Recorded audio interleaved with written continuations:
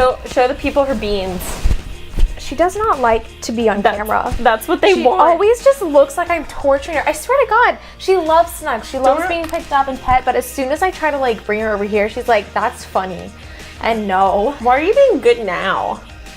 She's earlier before we started things, she was being very bad. She was eating the cords. She was knocking the light. She was like, let's ruin it all. Let's just end it all. And we were like, you're cute. I'm gonna burp, and this is a serious video. It's gonna happen soon. You know, just don't rush your burps. I'm gonna let it be. Hopefully it's not during like the most serious thing we discussed in this video. We'll see. But it might be. The elusive burp. This is some very, very fizzy soda. It is very fizzy. It's very fizzy. Okay, hi. Hello. Okay, hi, hello. We're the lady killers. I guess that's us. It's been a while since we recorded, I feel like. Hi, hello. It is Lady Killers. It is us. I'm Janine. No, I'm Caitlin. I'm Caitlin. That's wrong. She's Caitlin. I'm Janine. We have Mitsu in here again today. Mitsu, the special cat. This is a really sad story, one that's very close to our hearts. So I think we have her in here for moral support. This one's been a ride to film, and I think we can both say that genuinely, honestly.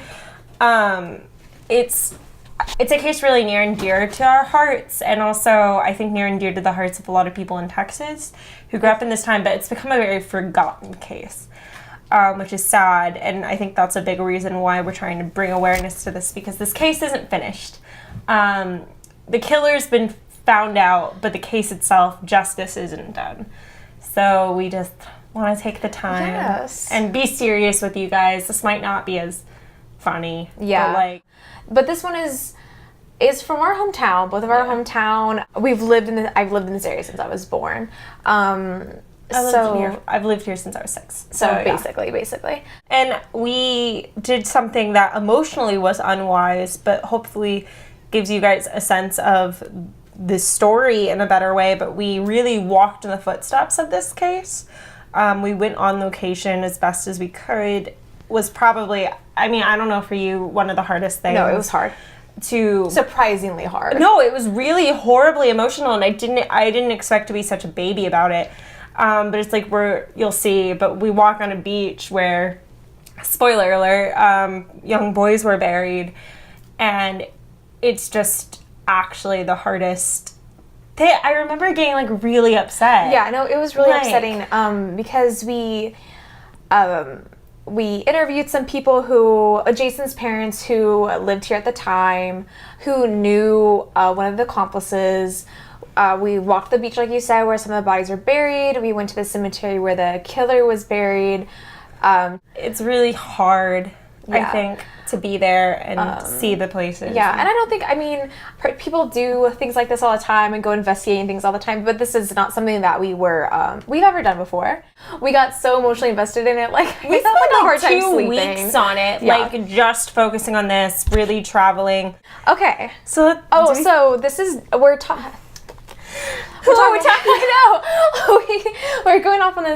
about Dean Corll.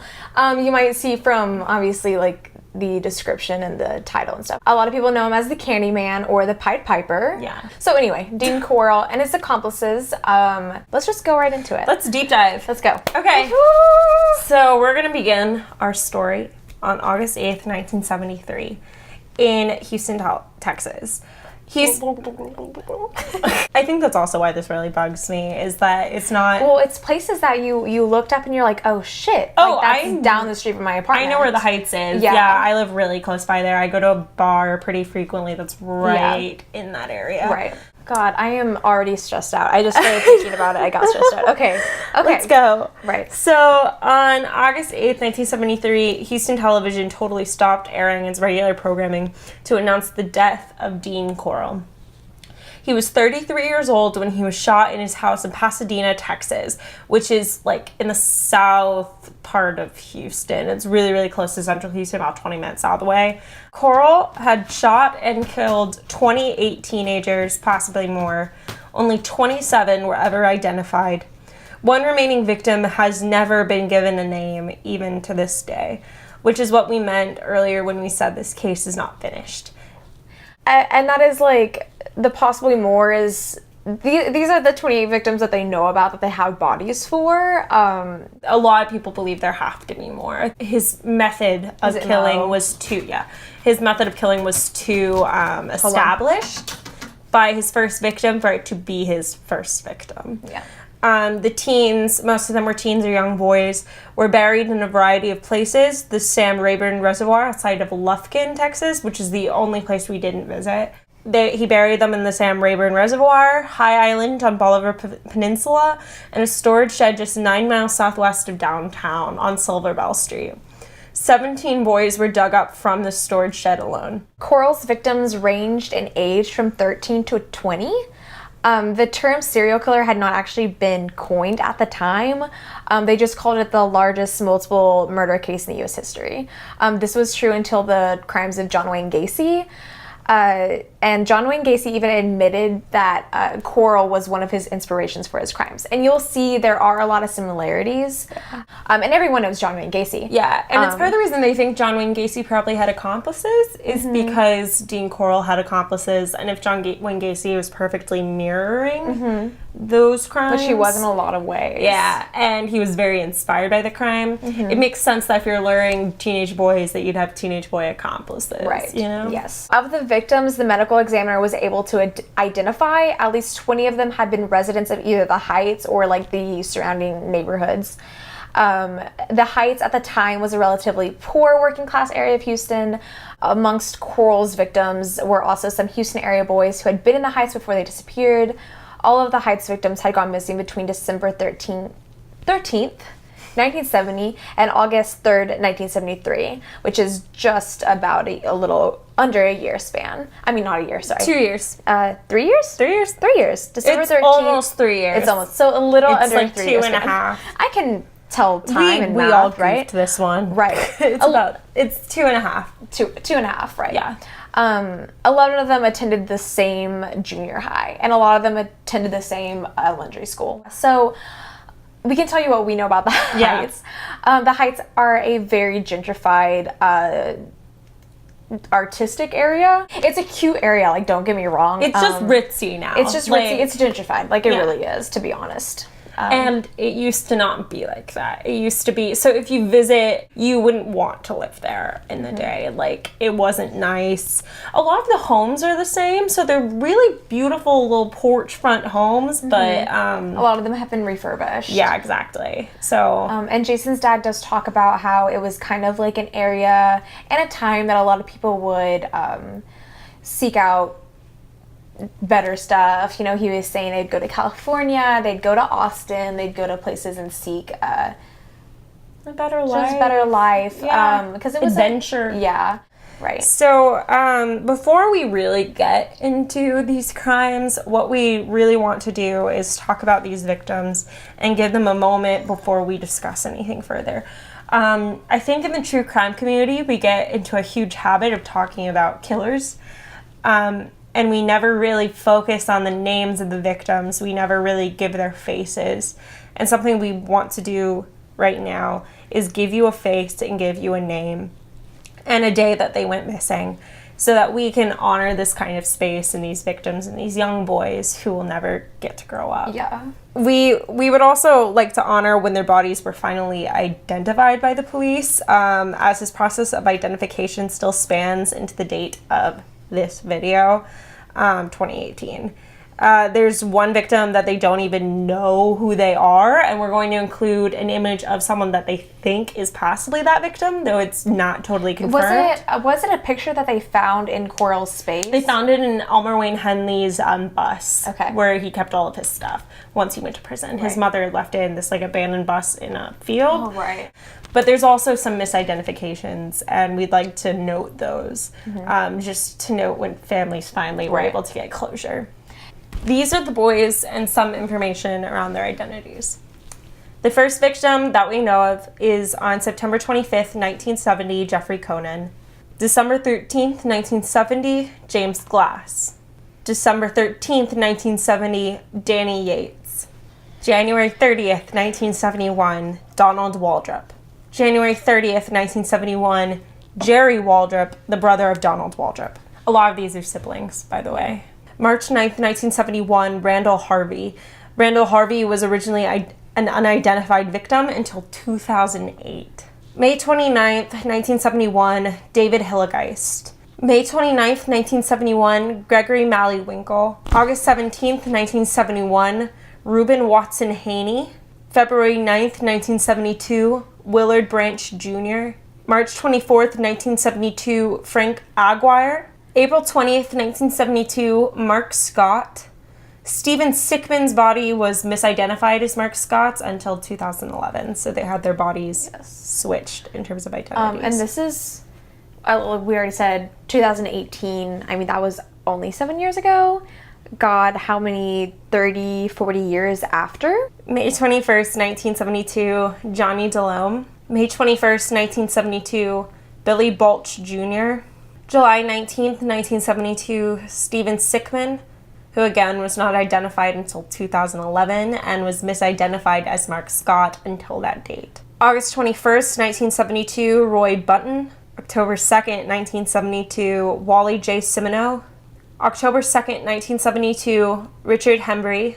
November 15th, 1972, Richard Kepner. February 1st, 1973, Joseph Lyles. Lyles was also originally an unidentified body until 2009. June 4th, 1973, William Ray Lawrence. June 15th, 1973, Raymond Blackburn. July 7th, 1973, Homer Garcia. July 12th, 1973, John Sellers. July 19th, 1973, Michael Balch, whose brother had gone missing, Billy Balch, a couple months earlier, and Michael Balch was only identified in 2010. July 25th, 1973, Marty Jones. July 25th, 1973, Charles Carey Cobble. And August 3rd, 1973, James Stanton Dramala, and an unknown victim whose identity remains unidentified to this day. The only information we have, and this is pretty much just speculation, is that the unknown victim's name is thought to be either Harmon with an A, so I'll spell it Harman, Harmon, Harmon, or French, French. If you have any legitimate information about this victim, it may be worth contacting the proper authorities related to this case. We'll mention those later, but please, dear God, do not send false information. No. Like, I would be really upset. Especially with a case that they've been working on for so long. Do we know why they think that's his surname? Is it they found nickname? something on a tag of clothing. Oh, Yeah. I understand. Okay. Yeah, so they have a corpse. They just don't know who it is. And they're still, if I remember right, there's a tag, and they think it says Harmon, or French. Okay. And they can't tell what's a surname. Like, you know how your mom would write your name in your clothes? That would make sense. Yeah, Okay. so that's what they're basing it on. Okay. As we mentioned earlier, it is very worth noting that these are unlikely to be Corll's only crimes. He likely committed many earlier crimes. His MO had been too set during the murder of Jeffrey Conan for it to have likely been his first murder. However, it is the first homicide we can directly link to Dean Arnold Corll. Yes. And we'll go into all the victims, but as we go in, you'll see they all, his MO is pretty set in stone. It's too set. Yeah, it's too set. And we know that serial killers have an experimental stage. So it is bizarre he does the same stuff essentially to everyone. Yeah. And like had burial grounds already set up and like... Yeah, everything is scary meticulous. Yes. It's very, very, and you'll see, it's very premeditated, it's very thought out, very pre-planned. He manicured some of the kid, not manicured. What's the word I'm looking for? That's kind of it, right? Manicured is close. I know what you're talking about. I think we have it somewhere in here.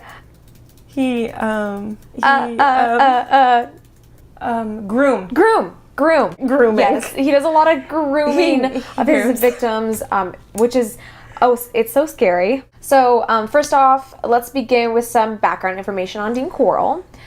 Dean Corll was born in Fort Wayne, Indiana on December 24th, 1939. He was born to Mary Robinson and Arnold Edwin Corll. Corll's father, Arnold, was incredibly strict with him, but Mary, his mother, was a lot more soft on him. I mean, just very the opposite. She totally loved him. doted on him. Yeah.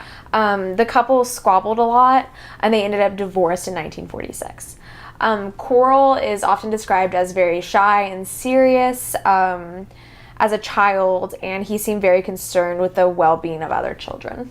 Interesting. Corll's parents had a short reconciliation in 1950, and they remarried. However, they divorced again 3 years later in 1953. Yeah, Mary marries a lot. Like, that's a recurring thing in here. Mary's like no shame. She's just very... no shade at all. She loves Dean. She's a good mother. I actually think so. Yeah. She probably loved him too much though, and was naive. Not and enough she just, hard love, I think. Or you have to be tough. And also she just like married a lot and was very unstable in terms of like they moved a lot. Yeah. That's not an excuse. It's just interesting. Yeah. So following this divorce, Mary and Dean moved to Vidor, V-I-D-O-R, Vidor, Texas. I have no idea where that is. Mary and Dean's new stepfather, Jake West, opened up a small candy factory named Pecan Prince. Dean worked in this candy company while attending school. And when Dean graduated from high school, he and his family moved to the northern outskirts of Houston so that the candy business would be closer to the city. In 1963, Mary divorced Jake West and opened a new candy business called Corll Candy Factory Company. Corll Candy Company, this is important. Important. Yes. The company sold divinity pralines and pecan chewies. By the way, Texas loves their pecans. We love some pralines. We love some. So, Corll Candy Company, iconic. Remember that one. In the same year, one teenage male employee complained to Mary that Dean had made advances on him, and Mary fired the teenager in response. Also remember that. Yeah. It is believed that Corll's first homosexual experience and encounters occurred when he was in the armed services. He was assigned to Fort Benning, Georgia, for a while before permanently assigned to Fort Hood, Texas. Corll had an unblemished record of military service. He had, like, before this, I don't think he had, like, any run-ins with crime at all. He's had no run-ins with crime, which is really interesting. Because for the most part, you see escalation, you see, like... There's none of, like, the triad that we know of. No bedwetting, no fire starting animals. or animals. Yeah. It's just very out of the blue. And that's what we know, but I mean, obviously his mom loved him, probably so like have she wouldn't talked. told anyone like something like embarrassing like that. Yeah. So this is the point when things start to get creepy and murdery. Murder time. Murder time. Murder time. I literally wrote that in the notes. Good. Not the one to make that joke, Caitlin. After his honorable discharge, Dean began working at the family candy business, the Corll Candy Company. The Corll Candy Company relocated in 1965 to 22nd Street to a location right across the street from Helms Elementary School. Which is still standing. And we can give you guys a little tour of that right here. There is a building right across, like, Hattie Corner from Helms Elementary that we went and looked at. It used to be a textile factory way back in the day. And we think somewhere in between that it was probably a candy company. Yeah. This candy company. Yeah. We're not for sure, but it looks about right, and it is where it is said to be. It looks like a factory, and it was dated back to the 1800s, like late 1800s. So, like... So this is what we think it is. Anyway, Corll ran the assembly line, but was infamous for handing out candy to the kids and then inviting them to the back room of the factory, where he had set up a pool table. He would give kids rides on his motorcycle, and he outfitted his van with cushions, carpets, and a TV set so he could take the kids to picnics on the beach, like to Galveston Beach. Right. And note, he was born in 1939. This was in 1965, so he was... late 20s? Late 20s? About 28, 29? Yeah. And he's children. And he's grooming them. Yeah. He's, like, specifically trying to get these elementary schoolers to, like him and trust him. And it's their families, too, like, their parents. And that kind of shows the level of premeditation that we're dealing with. And also, like, this is a much more innocent time. Like it is. It's a much more trusting time. Yeah. So parents and families were much more likely to be like, this is just a nice, maybe a little off candy man down the street. He was known to like hand candy out around the neighborhood. Like he was nice to families. Like, you know, he was genuinely trusted like a community kind of person. Like he was described as the pleasant, smiling candy man of the Heights, and he had like a nice girlfriend named Betty. Corll's girlfriend Betty had very few suspicious things to say. She was like a single mother who first met Corll when she worked at the candy factory. They started dating in 1968. He was not sexually aggressive with her like at all, which is really unusual for sexual people that do this kind of level of sexual violence, which he did, spoiler alert, and we're gonna do some trigger warnings in a little bit on this. Maybe we should just go ahead and put trigger warning now, because things are kind of an upward hill from here. Things get pretty bad starting out, so if you get very uncomfortable with sexual violence and stuff like that, we totally understand. And it's totally fine. Click out. We don't need the views that much. We don't want to destroy your mental health. And this is like genuinely not just like some vague, you know, we're not like alluding to sexual acts. Like we're getting really.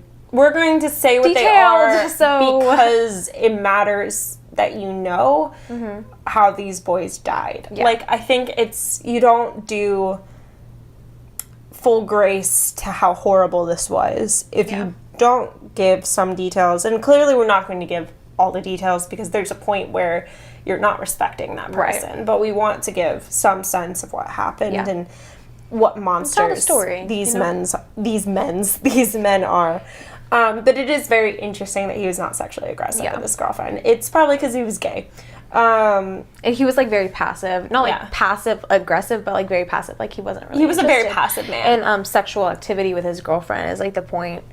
And it's like, I do think it's literally, he's a gay man. Yeah. He also happens to be a pedophile, so like I don't think he's interested in women or adults. Yeah. So, and let alone an adult woman. Yes. So I think there's some reasons he's not sexually aggressive with her, but once when they were having sex, he actually just stopped because he was like, I'm not into this. And she was like, okay. Yeah. Reasonable. Most of their dates, though, this was something that she did say was kind of unusual. Most of their dates were with her children or with Brooks and Henley tagging along. She didn't think it was strange at the time, but she did, like, report it after. He has, as we said, no criminal history. His coworkers at Houston Lighting and Power, where he worked after he finished up at the Corll Candy Factory. His coworkers at Houston Lighting and Power said good things, and the apartment manager of a complex in which he literally murdered boys called him as good a tenant as we've ever had. Wayne Henley, who was one of his future accomplices, had a mother who liked Corll so much she invited him to Easter dinner. Right.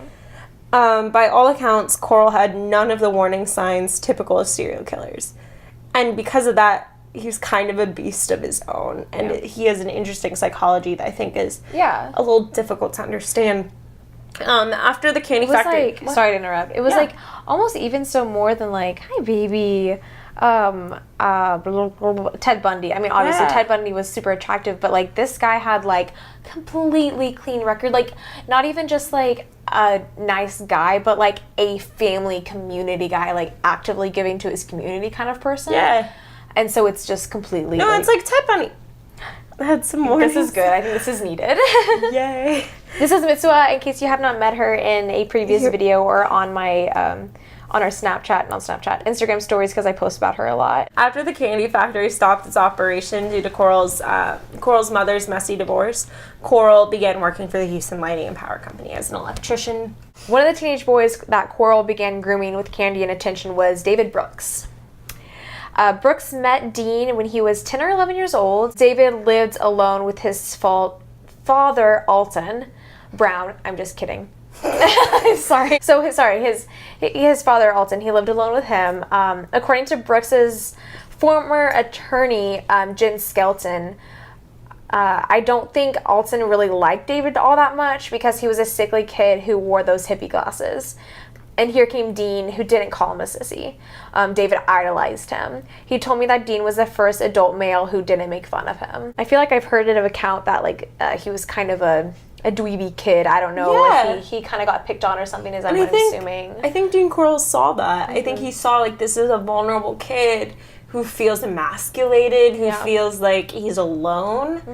And he was probably like, I can target that person. Yeah, I can if he was like, them... you know, all kids look for father figures and mother figures. I mean, he was probably taking, you know, Dean definitely became a father figure to him. And like, let's not cancel out the fact that David Brooks probably had a lot of evil in him too. Yeah, no, yeah. And I'm sure Dean Corll saw that in him and went, okay, that's a kid that has that glint in his eye. He where preyed it's off like, of it. I can make him do these things that he might have not done without encouragement. Yeah. But I can see that he's hungry for something. Yeah. Or at least spiteful, you know. He has some bitterness. So once Dean's mother left Houston, he decided to begin inviting teenage boys to his apartment, many of whom he had been eyeing since he worked at the candy factory. So a lot of them he knew as children. Oh my god. Yeah, he had known them since they were in like elementary school. I've had so much caffeine today that I feel like I'm like slurring all my words. I know. A lot of these kids who are now teenagers at this point in the story, he knew since he worked at the candy factory, since they were kids at Helm Elementary. One of them was David Brooks. Yes. When he arrived, Corll persuaded him to pull down his pants, at which point Corll dropped to his knees and began performing oral sex on the boy. Brooks was not gay, or at least not that we know of, or at least was not out. Yeah. He had a girlfriend who lived in the Heights. Dean is at least 30 at this point. He's at least 30. Brooks is 15. He's double his age, essentially. So one time, Brooks, 15 at the time, walked in on Dean at his apartment. He saw two naked boys tied to Corll's bed, teenage boys. Corll was sexually assaulting the boys, and Brooks left. Corll claimed that the boys were in a gay pornography ring, which is bad in itself. I'm like, how do you hear that and just go, oh, okay. Yeah, it's like, though he didn't know murder was happening, this is bad anyways. He's like, it's fine. He did at least look over that, or tried to forget it, or didn't care, or what have you. He said that he had been paid to send those boys out to California to pose for photos. Later, Corll changed the story and said that he killed the boys and buried them in his storage shed off of Silver Bell. These boys were likely James Glass and Danny Yates. Yeah. Both were 14 years old and had disappeared on December 13th, 1970. Yeah, so he'd be 33. Yeah. I mean, 30. 30. 30? Wait, 30. If what? He died when he was 33, so he's 30. Right. They had gone to a worship service in an anti-drug rally at the evangelistic temple. It is likely that Corll began conditioning these boys early, offering them rides to the movies and buying them beer. These boys were labeled as runaways, as Jimmy had previously left his home. This is believed by many to be an unsatisfactory excuse, and we'll go into that. This happens a lot, generally at this time, and specifically in this case. This was not the beginning of Corll's murder spree. Yeah, they write off all of them as like runaways, essentially. There's a case we'll talk about in a little bit which really spurred some interest in the case. Like, one boy disappearing really like got people riled up, but that's pretty much it. Yeah. And even so, they still wrote him off as a runaway until everything got resolved. It's important to note the police did not solve this case. That this case was solved by, we'll get to it. You'll see what we mean. Anyway, so and like even Jason's parents, who lived in the area this time, they even said they had no idea this was going on. Yeah. They had no idea a large amount of young boys were disappearing. They had no idea. Everyone found out about it on the news when it broke. Yeah. Maybe Corll, sorry I made you go away. I want you to come up here. Come back. The beginning of Corll's murder spree actually began on, as far as we know, on September 25th, 1970, a few months prior to the Glass and Yates murders you discussed. It was the murder of Jeffrey Conan, a student at University of Texas at Austin. Conan had been hitchhiking. Corll abducted the boy and buried him in High Island Beach. The places that these boys were buried were literally like 30 minutes from Galveston, which we go to all the time, 10 minutes from like Bolivar and Crystal Beach, where we stayed all the time. So again, this is just like, it's crazy how close that these areas were to places that we are at all the time. Yeah. And that I think has been one of the most impacting things, is just, it's like, God, it's just crazy. You walk on the ground and you're like, there might have been bodies here. Yeah. And Bolivar, High Island, is a freaky place. We'll probably show you some footage, like, basically here. But, like, it's a pretty dark-looking place. Oh, yeah. And it feels very uncomfortable. Galveston is kind of a gross beach anyway, just because it's kind of getting cleaned up now, but when we went, it was a very windy, overcast day, and looking just as disgusting as usual. So it was super, oh my God, it was so eerie. We'll put some clips here. Beautiful, gross Galveston. Yes. Okay, anyways. Corll then moved to the Place 1 apartments on Mangum Road. Those don't exist anymore. On January 30th in 1971, he struck again. Brooks was... Why did I say it that way? I love it when you do that, because you just definitely have a theater background, and so every once in a while you'll do these really, really good dramatic voices. You'll be talking normally, and it'll fluctuate it. You know what I'm saying? This is how it should be said. I love it. Anyways, please, I'm sorry. Brooks was helping him out this time. 15-year-old Donald Waldrop and his 13-year-old brother Jerry were walking in the bowling alley. They never made it. Corll took them to his apartment and strangled the pair to death. The siblings really get me. Like, honestly, where it's like the family loses two people within months, like the Bentch brothers and then the Waldrops, where it's on the same day. I'm like, how do you... You've lost like two members. Like, one is bad enough. Yeah. And now you suddenly have to mourn two of your children. Yeah. I just can't. Can't. Brooks didn't want to turn in a man who was like a father to him. He didn't want to turn him into the police. So instead, Brooks dropped out of Waldrop High School to spend more time with Corll and become really committed to killing. As a reward for Brooks's silence and loyalty, Corll gave Brooks a green Corvette as a 16th birthday present. Yeah. At this point, he's so conditioned. He idolizes Dean so much that it's like, he's not going to turn him in, you know, like, which is kind of understandable. I get it. I would turn in my dad if he committed a murder. Yeah. Love you, Dad. But if you did it, no. But it's at least like, not, I don't know if understandable is the word, but it's not inhuman. In fact, it's incredibly human to be like, I care about this person so much. The part that's inhuman is taking part in it. Yes. Yeah. You know what I mean? Yeah. Like, I can understand maybe not allowing not turning someone in, corrupting an investigation, whatever. Turning a blind eye. Yeah, where I think it's still wrong and you're still part of it, basically. But being really part of these murders, luring boys in. Yeah. Oh, which we have not gotten into. So on March 9th, 1971, Corll and Brooks saw 15-year-old Randall Harvey. He was likely riding his bike to work at a Finna station. Brooks knew Harvey well and persuaded the teenager to get in the truck and receive a ride. So this is one of the beginnings of Brooks specifically luring in a teenage boy because he knew them and was friends with them, which becomes a big pattern here where they start just like using their friendships to get Dean some victims. And instead of Harvey receiving a ride, Corll took Harvey to his apartment, raped him, tortured him, and shot him in the head. Harvey was then buried in the storage shed on Silver Bell. May 29th, 1971, Gregory Malley Winkle, who's 16 years old, and David Hillegeist were walking to the neighborhood swimming pool. Oh, David Hillegeist was 14. Malley's mother and him had once worked at Corll's factory.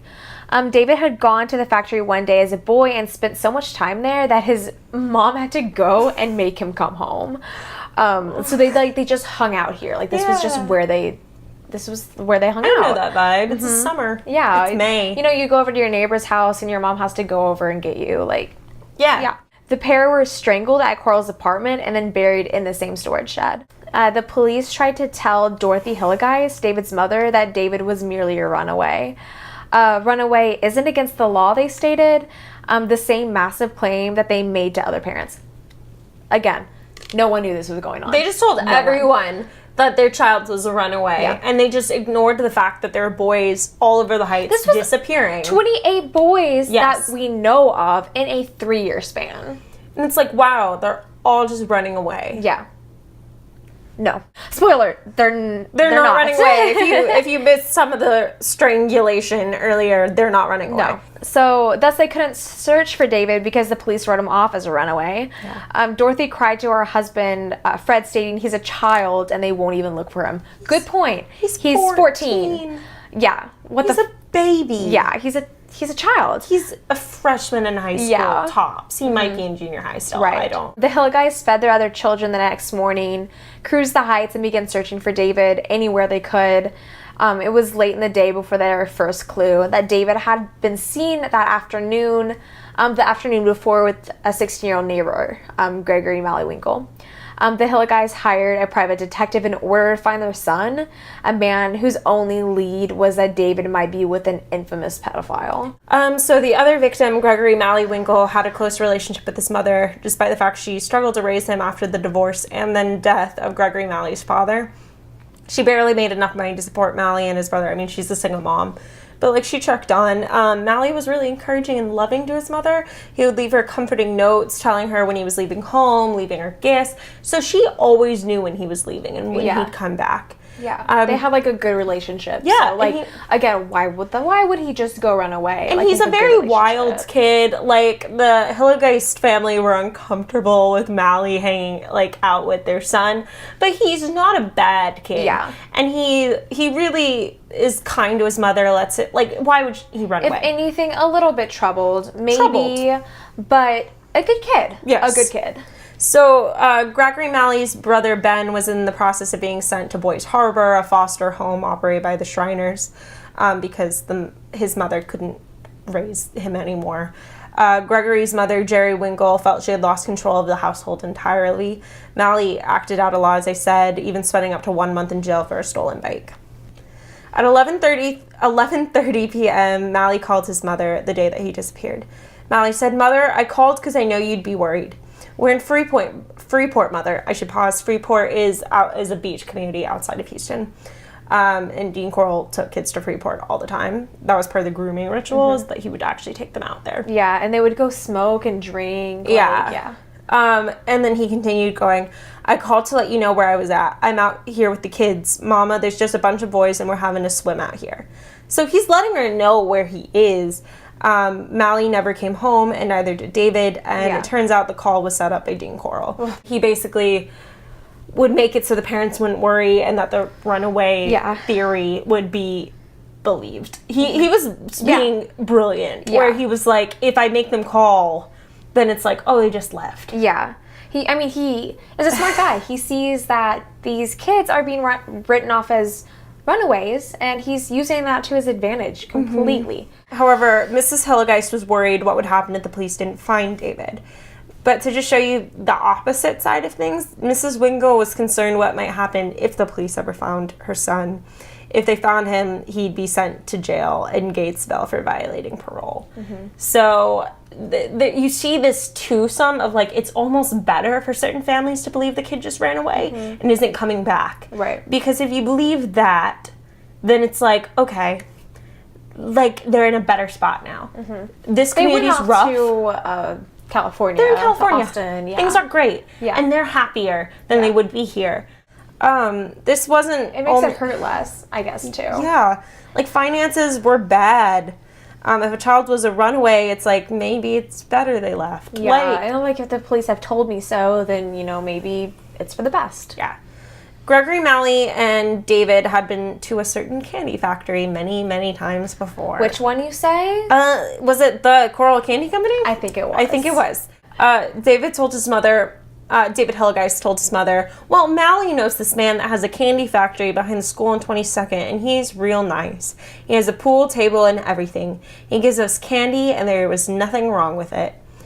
This evidence was given to the police and then never followed up on. Oh, I didn't realize that. Yeah, they told him that they, like... Dude, what the... how... Because the police were like, is there a place they go a lot? What? And the mom was like, yeah.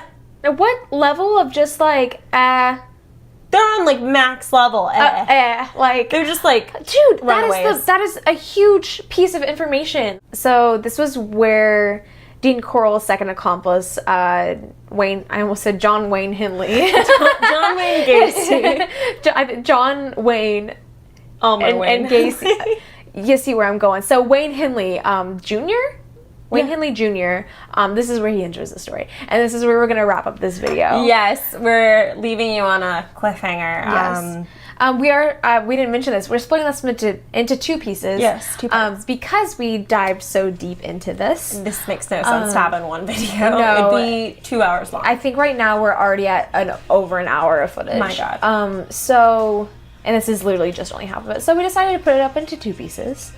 Because we went so deep into it. Yes. And we have a lot of words, a lot of thoughts on this So case. we hope you guys enjoy it. Yes. Enjoy is a bad way to phrase it. We hope you guys find this interesting Yes. and enlightening.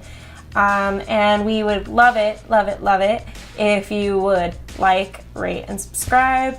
Leave a comment down below with your thoughts. And also, if this video makes you uncomfortable, if you're like, I don't want to continue, I can't. No, Content warning, trigger warning, the next one's worse. Yeah, because we touched on a couple of the victims, 4 of the victims so far. And they get worse. They get worse. So don't watch the next one if you can't handle that. Yeah. Which go watch our fun. Go watch the fun one. Go watch our fun Ghost in DC where Drunk Caitlin goes on a ghost tour. Or go watch our cult video.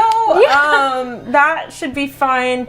Anything but this one. This one is dark and we sympathize. It's just so important to us. Yeah. And we want to also tackle deeply important cases like this. Yeah. So, I mean, they're all important. Like, don't get me wrong. But this one is just so... Again, it's not finished. There's people who haven't gotten their story told yet. It's very close to our hearts. It's close to home. Yeah. Close to our hearts. Yeah, and we just want to, Okay, bye! Bye.